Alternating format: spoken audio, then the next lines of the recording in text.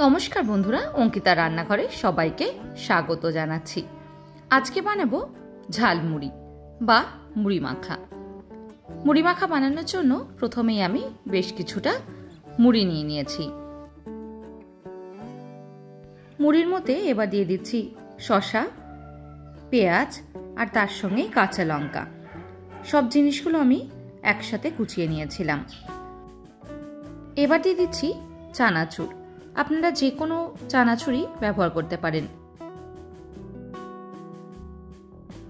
একই সঙ্গে দিয়ে দিচ্ছি সেও ভাজা আর তার সঙ্গে বাদাম।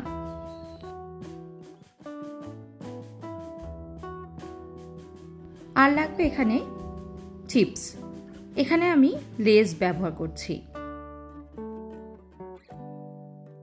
আর একই সঙ্গে এখানে দিয়ে দিচ্ছি বেশ কিছুটা সর্ষের তেল। সর্ষের তেলের বদলে এখানে আপনারা আচারের তেলও ব্যবহার করতে পারেন, তাতেও বেশ সুন্দর একটা গন্ধ আসে। এবার ভালো করে মেখে নেব।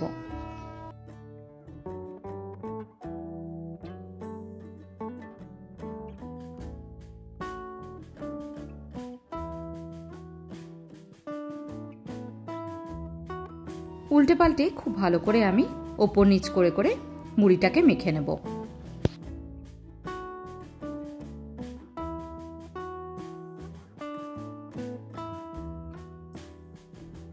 মুড়ি মাখা হয়ে গেলে এখানে দিয়ে দিচ্ছি নুন আর তারই সঙ্গে মুড়ি মশলা। মুড়ির মশলা বানানোর জন্য কি কি লাগে সেটা আমি আপনাদের পরে কোনো একটা ভিডিওতে দেখিয়ে দেব। মুড়ির মশলাটা দিয়ে দিলাম আর নুনটাও দিয়ে দিলাম। আবারও ভালো করে উল্টে পাল্টে সমস্ত কিছু মাখিয়ে নেব।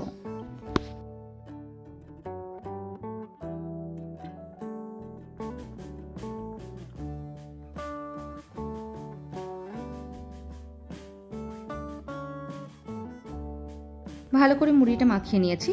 সবার শেষে দিয়ে দেবো এখানে টমেটো। টমেটোটা সবার শেষে ব্যবহার করবেন। টমেটোটা দিলেই খুব নরম হয়ে যায় মুড়িটা, তাই চেষ্টা করবেন সবার শেষে দিতে।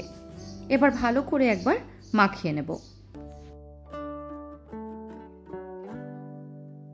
সন্ধেবেলায় চায়ের সাথে এইভাবে আপনারা মুড়ি মাখা বানিয়ে খেতে পারেন। আরও অনেকভাবেই মুড়ি মাখা যায়, আমি আজকে এইভাবে মেখে দেখালাম। আজকের মতন এইটুকুই। আবার দেখা হবে অন্য কোনো দিন অন্য কোনো রেসিপি নিয়ে। ধন্যবাদ।